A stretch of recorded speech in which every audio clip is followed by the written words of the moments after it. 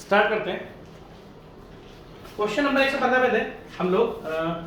BMC हम पढ़ रहे थे, बीएमसी का सीमेंट हम पढ़ रहे थे और क्वेश्चन नंबर 114 मतलब 114 तक हम लोग क्वेश्चन कर चुके थे। तो अब हमें करना है क्वेश्चन नंबर 115। ठीक है, क्वेश्चन नंबर 115 आप देख सकते हो क्या, ध्यान से देखना।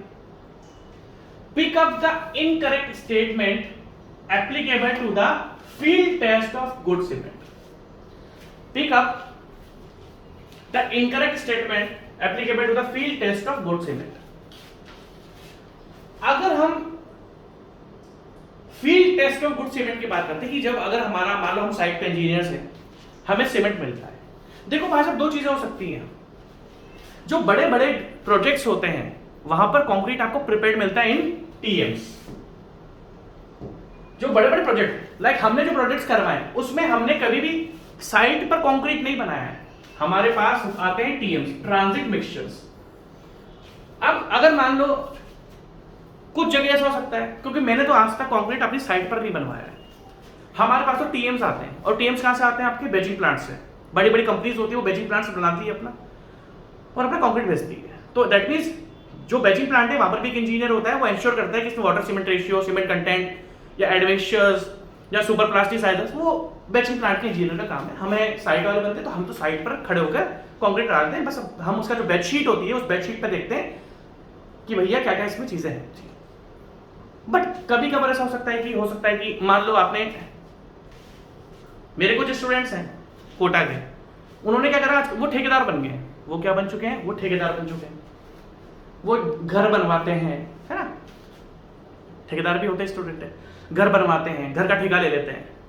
तो अगर वो ठेकेदार अच्छा बनना चाहते हैं तो उन्होंने सीमेंट कहीं से मंगवाया होगा।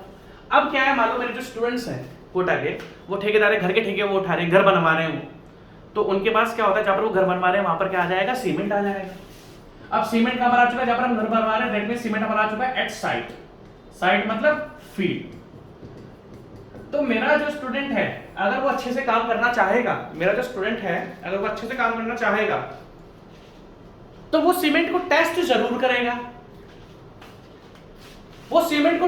करेगा। कि सीमेंट जो साइट पर आया है, भाई हमने तो हमेशा ट्रांजिट मिक्सचर से कंक्रीट करवाया है।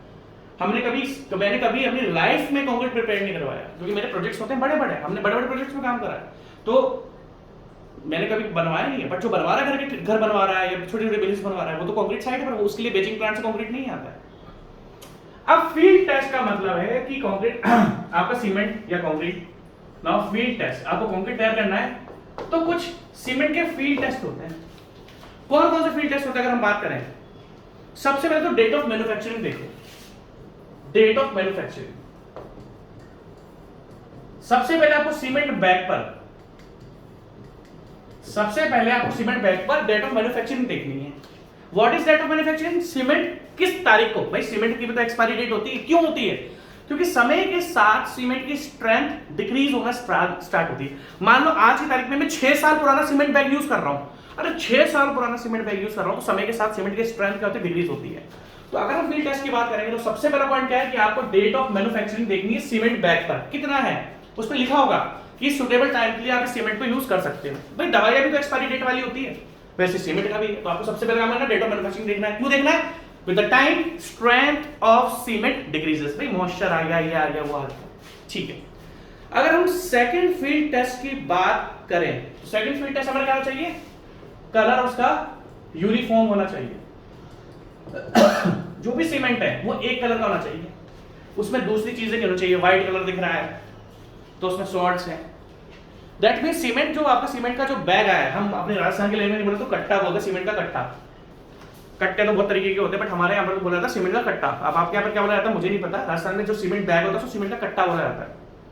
तो उसमें से जो सीमेंट निकलना है उन सबका, सीमेंट का जो भी सीमेंट पार्टिकल है सबका कलर होना चाहिए आपका सेम होना चाहिए। That means colour should be uniform. तीसरा, उसके अंदर हार्ड लम्प्स नहीं होने चाहिए। हार्ड लम्प्स का मतलब बड़े बड़े से गट्ठे नहीं होने चाहिए। क्यों? अगर मान लो सीमेंट आप जो यूज कर रहे हो वो हमेशा पाउडर फॉर्म में होना चाहिए। Cement should be in powder form. Hard lumps का मतलब क्या है कि सीमेंट में मॉइस्चर आ चुकी है और उसका हाइड्रेशन हो चुका है। सीमेंट का जो बैग होता है उसके अंदर कभी भी हार्ड लम्प्स नहीं होने चाहिए। हार्ड लम्प्स मींस मोटे मोटे से नहीं होते, क्लिंकर्स टाइप के, गोल गोल से पत्थर जैसे टाइप के ना, बाउल्डर्स जैसा कुछ शेप बन गया, कोबल्स जैसी शेप बन गई। अब आपने सॉइल मैकेनिक्स पढ़ी हो तो आपको बाउल्डर्स और कोबल्स अच्छी तरीके से पता है। मैं इस क्वेश्चन को एक सेकंड में खत्म कर सकता हूं भाई, यहां से बता दूंगा क्वेश्चन खत्म, अपने को समझ के करना है आंसर। तो डेट ऑफ मैन्युफैक्चरिंग देख ली, कलर देख ली, यूनिफॉर्म चाहिए, हार्डनेस चाहिए, सीमेंट आपका पाउडर फॉर्म में होना चाहिए, should be in powder form, क्योंकि अगर हार्ड लम्प से तो वो बताता है कि आपका सीमेंट मॉइस्चर के कांटेक्ट में आ चुका है। ठीक है, अब अगर हम बात करें, जैसे कि मैंने बोला कि हार्ड लम्प से होना चाहिए, पाउडर फॉर्म में होना चाहिए, तो इसका मतलब क्या है? इसका मतलब है कि आपका, देखो ये ध्यान से देखना, ये हार्ड लम्प्स वाला जो टॉपिक है ये बार बार आता है। जब हार्ड लम्प्स नहीं होंगे, पाउडर फॉर्म में होगा, तो सीमेंट क्या होगा आपका? स्मूथ होगा। क्या होगा आपका? स्मूथ होगा। क्या होगा आपका? सीमेंट स्मूथ होगा। तो फील्ड टेस्ट में क्या करना है? स्मूथनेस भी देखनी है। ध्यान से देखना है, चीजें बहुत ज्यादा इंपॉर्टेंट है। दूसरा, उसका टेम्परेचर देखना है। टेम्परेचर का मतलब क्या है? जब भी सीमेंट बह रहा है तो उसमें आपको हाथ डाल के देखना है। तो सीमेंट थोड़ा ठंडा ठंडा सा लगता है, सीमेंट का लगता है ठंडा ठंडा सा। ये सारे फील्ड टेस्ट है। मैं तो एक सेकंड के अंदर क्वेश्चन कंप्लीट करा सकता हूं, बट बच्चे को याद नहीं रहेगा, बच्चे को याद नहीं रहेगा, इसलिए हम लोग इसको डिस्कस कर रहे हैं।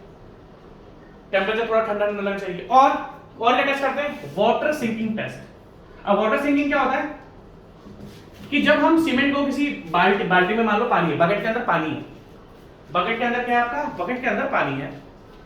तो जब सीमेंट को आप बकेट के पानी के ऊपर डालोगे तो पहले तो सीमेंट क्या करना चाहिए? पहले फ्लोट करना चाहिए, थोड़ी देर वो फ्लोट करना चाहिए, मतलब तैरना चाहिए, और उसके बाद वो डूब जाना चाहिए।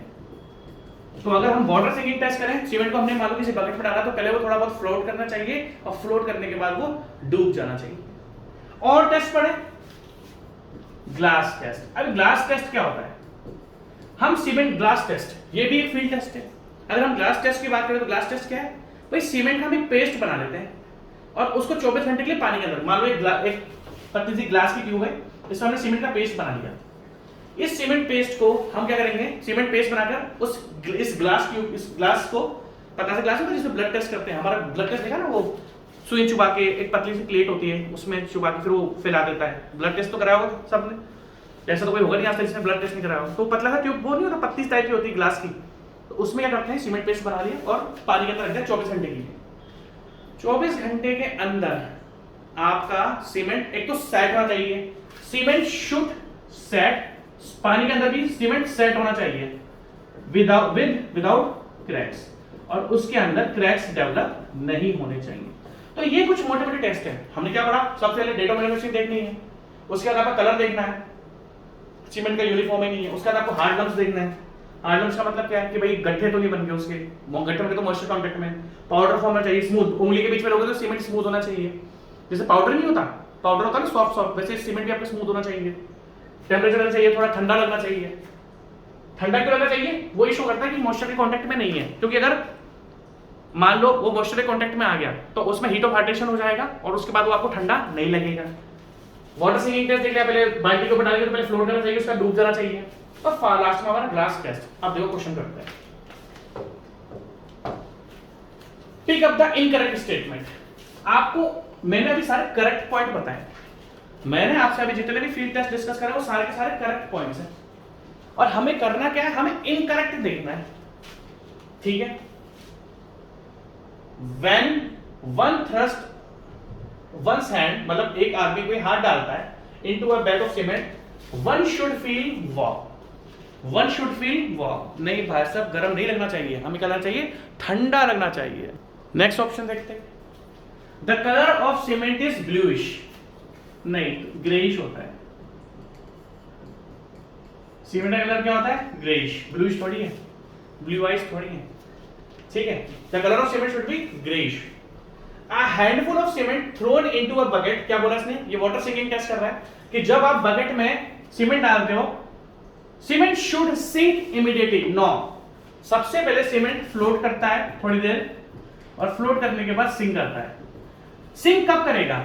जब उसके अंदर हार्ड लम्प्स बन जाएंगे। मान लो सीमेंट बैग के अंदर हार्ड लम्प्स बन गए तो उसका मास ज्यादा हो जाएगा। तो कभी भी देखो, अगर वो तैरेगा नहीं तो ये क्या शो कर रहा है? वो डायरेक्टली डूब गया। वो क्या शो कर रहा है कि भाई साहब इसके अंदर हार्ड लम्प्स बने। कोई देखो, हार्ड लम्प्स बनेगा तो उसका मास बढ़ जाएगा, तो वो ग्रेविटी के कारण एकदम से बैठ जाएगा। थोड़ी देर तैरना चाहिए, फिर वो डूबना चाहिए। तो दैट मींस सारे के सारे ऑप्शन आपके इनकरेक्ट है, और हमें क्या सेलेक्ट करना था, हमें इनकरेक्ट सेलेक्ट करना था। And all statements are correct, मतलब all statements are incorrect, all statements are incorrect. तो इसका डी क्या है आपका आंसर हो जाएगा। Next question, an ordinary Portland cement का बच्चा वाला क्वेश्चन है। हमने देखो इसमें सीव नंबर 9 लिखा है, मैंने आपको बता रहा हूं कि मुझे सीव का कंफ्यूजन हो रहा है। जो 90 माइक्रोन्स की सीव है, जो 90 माइक्रोन्स की सीव है, मैंने आपसे बोला था कि मुझे कंफ्यूजन है 6 और 10 में कंफ्यूजन सीव नंबर 9 होती है वो, ठीक है। सीव नंबर 9 को देख लेना, हमें उसमें कंफ्यूजन था कि सीव कौन सी होती है, सीव नंबर 9 है, क्वेश्चन में लिखा हुआ है। तो हमने बोला था कि जब हम फाइनेंस करते हैं तो फाइनेंस में हमारा 90% तो पास हो जाना चाहिए फॉर गुड सीमेंट, और 10% रिटेन करेगा तो कोई प्रॉब्लम नहीं है। भाई देखो 95% पास हो जाता है तो क्या प्रॉब्लम है, बट एटलीस्ट देखो 95% पास हो जाता है तो कोई प्रॉब्लम नहीं है, बट एटलीस्ट 90% तो पास होना है। अगर 88% ही पास होता है, 12% रिटेन होता है तो आपका सीमेंट गलत है, बट हमारा 90% पास हो रहा है। तो इसने क्या लिखा, N ordinary Portland cement when tested for its fineness. Fineness हम दो मेथड से करते हैं, एक तो आप परमिलिबिलिटी मेथड से, ग्लेंस एयर परमिलिबिलिटी मेथड, और दूसरा आपका सीव मेथड। तो सीव का साइज 90 माइक्रोन्स, सीव नंबर 9 90 माइक्रोन्स, और ये 10%। देखो leave any residue NC more than 10% से ज्यादा, N ordinary Portland cement tested should not leave 10% से ज्यादा रेसिड्यू, मतलब रिटेन नहीं होना चाहिए। आंसर आपका बी बन गया। Next question, hardening of cement occurs है। देखो सिंपल सी बात है, अगर हम हार्डनिंग की बात करते हैं तो सबसे पहले आपको ये चीज ध्यान रखनी है, हार्डनिंग ऑफ सीमेंट, सबसे पहले अगर हम हार्डनिंग की बात करते हैं, rapid rate during the first few rate and after it continues to increase and decrease rate. बिल्कुल सही बात है। अगर हम कंक्रीट की शुरुआत की बात करते हैं, जैसे मान लो ट्राई कैल्शियम एल्यूमिनेट है, तो हमने पढ़ा हुआ है कि ट्राई कैल्शियम एल्यूमिनेट क्या करता है, आपका एकदम से इसको हार्ड करने में हेल्प करता है। तो इसने ये लिखा है कि जो हार्डनिंग ऑफ सीमेंट होती है, बिल्कुल सही बात है, C3A की वजह से शुरुआत के दिनों में हार्डनिंग अच्छी होगी in comparison to C2S and C3S। तो बिल्कुल सही लिखा है कि जो रैपिड रेट होती है during the first few days and afterward it continues to increase and decrease, धीरे धीरे करके हार्ड आपका स्लो हो जाता है। बहुत अच्छा क्वेश्चन है। जितना शुरुआत में होता है उसी कंपैरिजन में धीरे धीरे करके रेट क्या होती है आपकी, डिक्रीज हो जाती है। बिल्कुल सही बात है, क्योंकि ट्राई कैल्शियम एल्यूमिनेट का रोल खत्म हो जाता है। Now, for the quality of Portland cement, the test essentially done is, देखो हमें बात करते हैं, अगर हम पोर्टलैंड ऑर्डिनरी पोर्टलैंड सीमेंट की क्वालिटी का टेस्ट कर रहे हैं, क्या कर रहे हैं, ऑर्डिनरी पोर्टलैंड सीमेंट की क्वालिटी का टेस्ट कर रहे हैं, तो हमें कौन कौन सा टेस्ट करना चाहिए? क्या हमें सेटिंग टाइम करना चाहिए? हाँ। क्या हमें साउंडिंग टेस्ट करना चाहिए? बिल्कुल हाँ। क्या हमें टेंसाइल स्ट्रेंथ टेस्ट करना चाहिए? हाँ। All options are correct. भैया देखो, अगर आप गुड क्वालिटी की बात कर रहे हो, अगर आप गुड क्वालिटी की बात कर रहे हो तो आप तो दुनिया भर के टेस्ट करो, कंप्रेसिव टेस्ट भी करो, फाइननेस टेस्ट भी करो, साउंडनेस टेस्ट भी करो। तो गुड क्वालिटी पोर्टलैंड सीमेंट के लिए तो आप दुनिया भर के टेस्ट कर लो। इसमें तो फिर भी 3 ही देके रखे हैं, कंप्रेसिव स्ट्रेंथ नहीं देके रखा हुआ। तो आप क्या करोगे, सारे के सारे टेस्ट आप कंडक्ट करोगे। ठीक है, नेक्स्ट क्वेश्चन बहुत अच्छा है, ध्यान से देखना। इफ समझ गए ना क्वेश्चन नंबर 118 को, कि हमें तो दुनिया भर के टेस्ट करना है जितना हम कर सकते हैं। उसने डी ऑप्शन देखा, और ऑप्शंस आर करेक्ट। हाँ बिल्कुल सही बात है। क्वेश्चन नंबर 9 119 बहुत ही ज्यादा अच्छा है। क्यों अच्छा है, ध्यान से देखना, ध्यान से देखना। आपने एक सीमेंट पेस्ट बनाया, मतलब पानी ऐड कर दिया, और सीमेंट पेस्ट का जो वेट है वो कितना आपका 1875 ग्राम। मतलब सीमेंट पेस्ट का मतलब क्या है, सीमेंट प्लस वाटर। इसका मतलब क्या है, cement plus water. Cement paste का मतलब तो यही होता है। अब इससे लिखा है कि अगर 1875 आपका सीमेंट 1875 आपका सीमेंट पेस्ट का वेट है, ध्यान से देखना, और 1500 ग्राम आपने ओनली वाटर डाला है, दैट मींस सीमेंट पेस्ट का जो वेट है वो आपका 1875 है। सीमेंट पेस्ट का जो वेट है वो आपका 1875 है, और जो वाटर का वेट है, 1500 ग्राम लिख दिया, जो वाटर का वेट है वो आपका है 1500 grams. 1500 grams. Now the percentage of water, इसने क्या पूछा है कि परसेंटेज ऑफ वाटर कितना है। इसने ये पूछा है कि परसेंटेज ऑफ वाटर कितना है। मैं आपको एक परसेंटेज ऑफ वाटर का फॉर्मूला बता रहा हूं। जब भी सीमेंट पेस्ट की बात होती है और वो पूछता है कि परसेंटेज ऑफ वाटर कितना है, तो मैं आपको फॉर्मूला बता रहा हूं, परसेंटेज ऑफ वाटर। देखो ध्यान से देखना, ये आपसे क्या पूछा, परसेंटेज ऑफ वाटर। ये स्टैंडर्ड फॉर्मूला है जो आपको हमेशा किस तरीके से ध्यान रखना है। Wait of cement upon weight of water, wait of cement upon weight of water. अब ध्यान से देखो, परसेंटेज ऑफ वाटर क्या होता है, जो भी सीमेंट का वेट है उसको वेट ऑफ वाटर से डिवाइड कर दो, आपको परसेंटेज ऑफ वाटर निकल के आ जाएगा।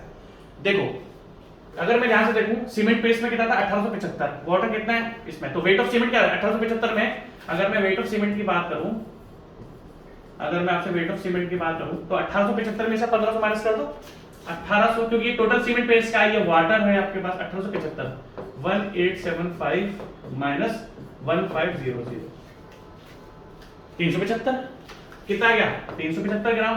अगर हम वेट ऑफ सीमेंट की बात करें तो 375 ग्राम।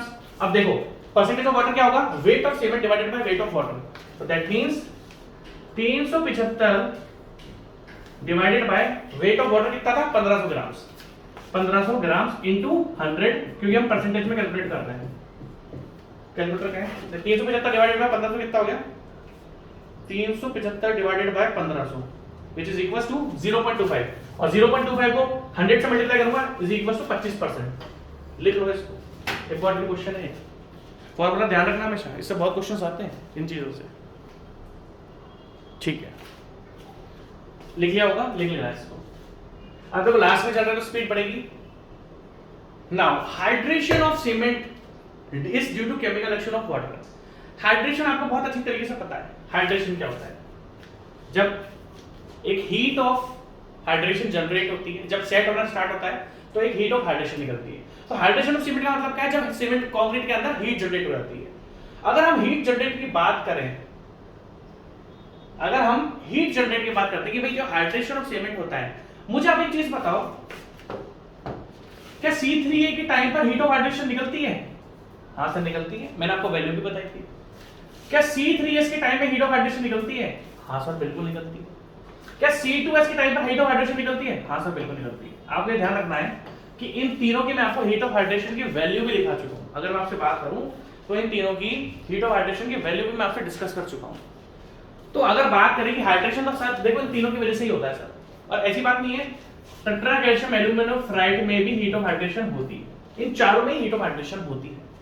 अब इसने क्या पूछा हुआ है, heat of hydration due to tricalcium silicate, सबकी वजह से होती है। ट्राइकैल्शियम सिलिकेट एंड ट्राइकैल्शियम हाँ होती है, डाइकैल्शियम सिलिकेट ट्राइकैल्शियम नॉट हाँ होती है, tricalcium aluminate and tricalcium aluminium fried हाँ, सबकी वजह से हीट ऑफ हाइड्रेशन आपकी निकलती है। तो इसका सिंपल सा आंसर है डी। भाई सबकी वजह से होती है ना, ऐसा तो नहीं है कि एक की वजह से हीट ऑफ हाइड्रेशन निकलती है, सबकी वजह से निकलती है। Next question, Which constituent of cement upon addition of water sets and hardens? बच्चों वाला क्वेश्चन है। सबसे पहले कौन सेट होता है आपका सर? सबसे पहले सेट होता है हमारा ट्राई कैल्शियम एल्यूमिनेट। बच्चों वाला क्वेश्चन है, सबसे पहले कौन सेट होता है? Try calcium aluminate. Next question, the cementing property. देखो अभी होता क्या है, सीमेंट में तो हमारा lime, silica, alumina, iron oxide, magnesium सब कुछ होता है, बट अगर हम सीमेंट की बात करते हैं कि सीमेंट में जो चिपकने की प्रॉपर्टी आती है वो किस वजह से आती है? सर वो आती है आपकी लाइम की वजह से, वो आती है आपकी लाइन की वजह से। अच्छा मैं आपसे एक चीज और पूछना था, हमने फाइनल डिसाइड करना क्या क्या पढ़ेंगे, ध्यान से देखना। हम कंक्रीट, ग्लास एंड मिक्सचर्स, ये तीनों और पढ़ाऊंगा मैं आपको, कंक्रीट, ग्लास एंड एडमिक्सचर्स और लाइम। अब मुझे आप खुद बता देना ये चारों कंटिन्यू करने इसके बाद या मैं सर्वे पे आ जाऊं, आपकी चॉइस आप बता सकते हो, सर्वे, इरिगेशन, स्टील और स्ट्रक्चरल एनालिसिस, इन चारों में से इसके बाद सीमेंट के बाद कौन सा स्टार्ट करना है आप मुझे बता दो। जो मेजॉरिटी ऑफ स्टूडेंट्स बोलेंगे मैं चालू कर दूंगा, जो मेजॉरिटी ऑफ स्टूडेंट्स मुझसे बोलेंगे मैं चालू कर दूंगा, ठीक है। नेक्स्ट क्वेश्चन, तो सीमेंट की प्रॉपर्टी किसकी वजह से होती है? लाइम की वजह से होती है, जो उसका सबसे मेन कॉन्स्टिट्यूएंट होता है लाइम, लाइम की वजह से हमारी सीमेंटिंग प्रॉपर्टी होती है, ठीक है। Question number 123, the setting and hardening of cement paste is mainly due to, हाँ ये बहुत अच्छा क्वेश्चन है, ध्यान से देखना, बहुत ही अच्छा क्वेश्चन है ये। The setting and hardening of cement paste is mainly due to hydration. आप देखो ध्यान से देखना,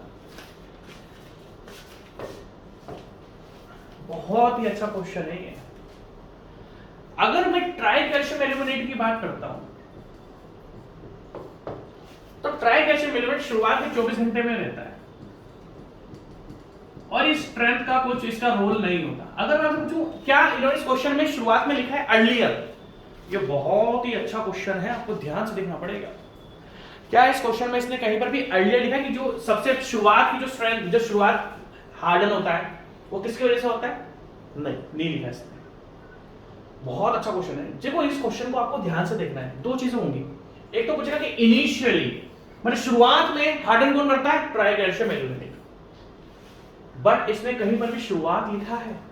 नहीं लिखा। बहुत अच्छा क्वेश्चन है। क्वेश्चन देखना, the setting and hardening of cement paste is mainly, देखो जी होता क्या है, ध्यान से देखना, C3A, C3S एंड C2S। क्या सीमेंट मेरा 100%, अब ध्यान से देखना भाई, सीमेंट तो मेरा अगले 7 दिन में भी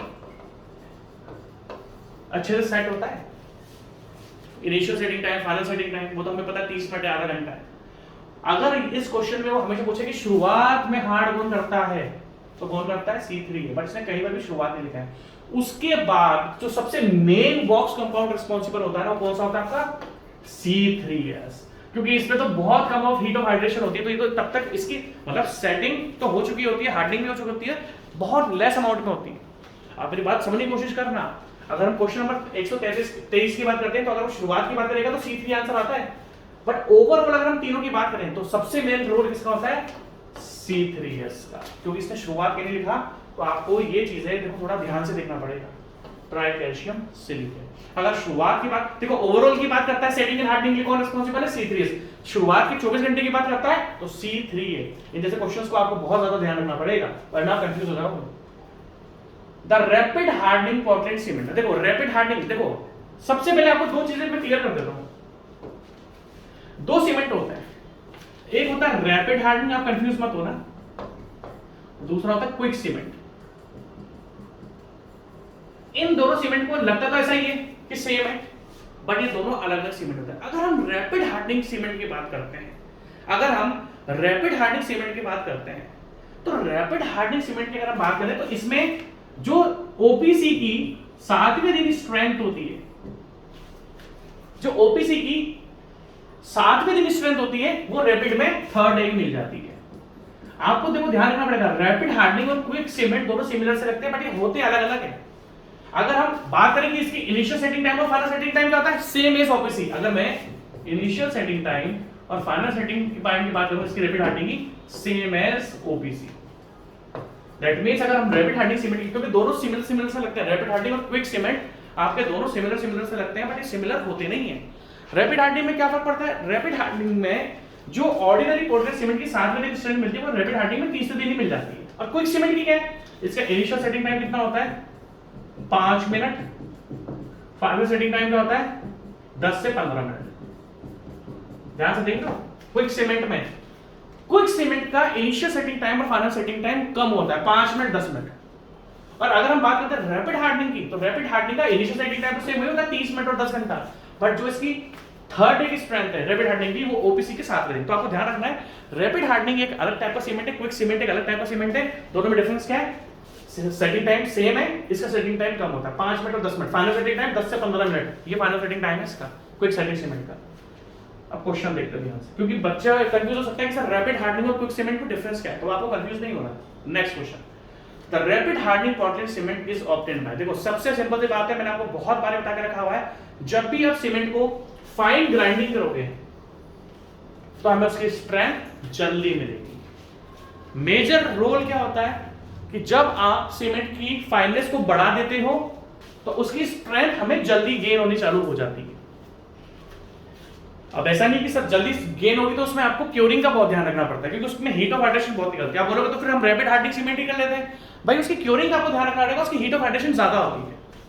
रैपिड हार्डनिंग की हीट ऑफ हाइड्रेशन ज्यादा होती है, तो इसलिए हर जगह हम रैपिड हार्डनिंग यूज नहीं कर सकते हैं, इसलिए हम ओपीसी यूज करते हैं। बट आपको याद रखना है कि रैपिड हार्डनिंग की जो स्ट्रेंथ हमें मिलती है जल्दी, लाइक जो ओपीसी की 7वें दिन होती है, वो रैपिड हार्डनिंग की 3rd डे मिल जाती है। वो कब मिलती है? जब आप इसको grinding the clinker to a high degree of fineness. मेरे को दूसरा ऑप्शन पढ़ने की जरूरत ही नहीं, क्योंकि इसमें D all of the above देके नहीं रखा, तो मुझे फर्स्ट ऑप्शन ही मुझे पता है कि इसका ये आंसर है। ठीक है, as per Indian standard specification what should be the maximum final setting time. Final setting time कितना होता है? देखो इनिशियल सेटिंग टाइम कितना होता है? इनिशियल सेटिंग टाइम की अगर हम बात करें तो इनिशियल सेटिंग टाइम कितना होता है आपका 30 मिनट और फाइनल सेटिंग टाइम कितना होता है आपका 10 घंटे। तो as per IES specification final setting time of OPC is 10 hours. Air permittivity आपको बहुत अच्छी तरीके से पता है। ब्लेंस एयर परमिटिविटी, ये दोनों किस में काम आते हैं आपके फाइननेस में। अगर हम बात करें ब्लेंस एयर परमिटिविटी की या सील मेथड की तो दोनों किस में आते हैं आपके काम फाइननेस में। ये बच्चे अच्छे क्वेश्चन है, थोड़ा रिपीट भी हो रहा है क्वेश्चन, बट थोड़ी लैंग्वेज आप बोलोगे सर ये रिपीटेड क्वेश्चन आप क्यों लेते हो? रिपीटेड क्वेश्चन भाई साहब मैं इसलिए लेता हूं क्योंकि इनकी लैंग्वेज थोड़ी चेंज होती है।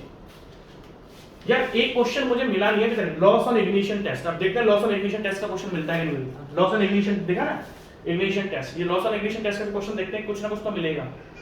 तो आपको ध्यान रखना है, मैं आप बोलोगे सर सेम क्वेश्चन इसलिए लेते हैं क्योंकि लैंग्वेज अलग अलग होती है, आंसर सेम ही होता है, इसलिए ले लेता हूं मैं। When water is added to cement, जब हम वाटर को सीमेंट में ऐड करते हैं क्या होता है भाई साहब? दो चीजें होती है। जैसे ही हम वाटर को सीमेंट में ऐड कर देते हैं दो चीजें होती है, एक होता है हाइड्रोलिसिस एंड दूसरा हाइड्रेशन। अगर मैं हाइड्रोलिसिस की बात करूं तो हाइड्रोलिसिस का मतलब होता है केमिकल रिएक्शंस, केमिकल रिएक्शंस। और अगर मैं आपसे बात करता हूं हाइड्रेशन की तो हाइड्रेशन का मतलब क्या होता है? हीट। तो जब हम पानी मिलाते हैं तो दो प्रोसेस होते हैं, एक होता है हाइड्रोलिसिस और दूसरा होता है हाइड्रेशन। हाइड्रोलिसिस का मतलब क्या? Chemical reactions. हाइड्रोलिसिस का मतलब क्या? Chemical reactions. और हाइड्रेशन का मतलब क्या है? हीट। तो आप देख सकते हो डी ऑप्शन आपका अच्छा खासा देकर रखा हुआ है। आई होप आपको चीजें समझ में आ रही होंगी, क्वेश्चंस अच्छे हैं, क्वेश्चन से मजा आना चाहिए आपको, तभी काम होगा, वरना फिर टाइम पास तो सब कर ही रहे, फिर हम भी कर सकते हैं, कोई बड़ी बात नहीं है। To hydrate 500 kg cement fully. अब आपको जो मैं चीज बता रहा हूं वो ध्यान से देखना। हमने देखा था, आपको दो तीन चीजें ध्यान रखनी पड़ेगी, क्वेश्चंस को बहुत ध्यान से देखना पड़ेगा। मैंने आपको कुछ दिनों पहले बात बताई थी सुपर प्लास्टिसाइजर्स की। मैंने बताया था कि जो कंक्रीट में यूज करा था उसमें सुपर प्लास्टिसाइजर्स होते हैं। सुपर प्लास्टिसाइजर क्या होता है? वाटर सीमेंट रेशियो को हम कम कर सकते हैं। अब वाटर सीमेंट रेशियो का मतलब क्या है कि भैया सीमेंट को हाइड्रेट करने के लिए इन दोनों का रेशियो क्या है? देखो ध्यान से देखना, बहुत इंपॉर्टेंट है आपका। अगर हम बात करते हैं, मान लो कोई भी x ग्राम्स ऑफ सीमेंट है, तो उसको हाइड्रेट करने के लिए देखो हमने क्या कहा था 0.42। अब इस 0.42 को आप थोड़ा और डिक्रीज कर दो, क्योंकि मैं अब आपको सुपर प्लास्टिसाइजर्स पढ़ा चुका हूं। जब सुपर प्लास्टिसाइजर्स, देखो आपको ध्यान से देखना पड़ेगा, जब सुपर प्लास्टिसाइजर्स नहीं होते हैं तो जो 1 kg सीमेंट होता है उसका 0.42% आपको पानी चाहिए होता है। बट भाई आजकल तो हर जगह कंक्रीट में सुपर प्लास्टिसाइजर्स भी यूज होते हैं, तो हम थोड़ा सा क्या कर सकते हैं, ध्यान से देखना। दैट मींस, अब ध्यान से देखना, for complete hydration, for complete hydration 38% of water bye of 38% of water, किसका? सीमेंट का 38% lower. Now for complete hydration 38% of cement लिखो। जो भी सीमेंट का वेट देकर रखा है आपको, क्योंकि देखो 0.42 तब तक सुपर प्लास्टिसाइजर कुछ नहीं मिल रहा है। बट अगर आपका कंक्रीट, देखो ध्यान से देखना क्वेश्चंस को, अगर मुझे कंप्लीट, देखो क्या लिखा है, to hydrate 500 kg cement fully, that means hydration पूरा हो रहा है, तो कंप्लीट हाइड्रेशन के लिए सीमेंट का 38% पानी आएगा। यहां पर सीमेंट का वेट कितना है? 500 multiply by 0.38 which is equals to 190 kg, 190 kg। और अगर आप ध्यान से देख सकते हो तो यहाँ पर 190 kg कहीं पर भी देखे नहीं लिखा हुआ, तो हमारा आंसर क्या बनेगा? डी। लिख लो इसको, बहुत इंपॉर्टेंट चीज है। देखो एग्जैक्ट तो 190 है, बट 190 kg से इसने कहीं पर देख नहीं रखा हुआ, इसलिए हम मजबूरी में क्या टिक करेंगे? हम मजबूरी में आपका 130 को टिक करेंगे। ये इंपॉर्टेंट है, इसको थोड़ा ध्यान से देख लो, लिख लो, फिर आप बोलोगे लिखने का टाइम नहीं दिया। ये फॉर्मूला भी लिख लेना जो मैंने आपको नीचे लिखा हुआ है। मुझे 1 सेकंड दो, मैं पानी नहीं पी लेता हूँ, है ना।